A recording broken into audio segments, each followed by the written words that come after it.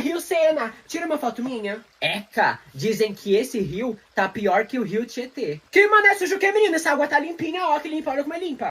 Então por que o Vegna tá saindo de dentro da água? Ai, essa água tá muito limpa. Vou ter que me mudar. Tá vendo só? A prefeita mandou limpar esse rio só pras Olimpíadas.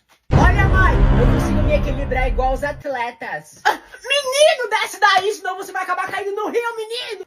Ai, ai meu Deus, Jurandir, faz alguma coisa. Ah, mulher, logo hoje que eu não trouxe meu traje de banho. Jurandir, o nosso filho. Oh, não!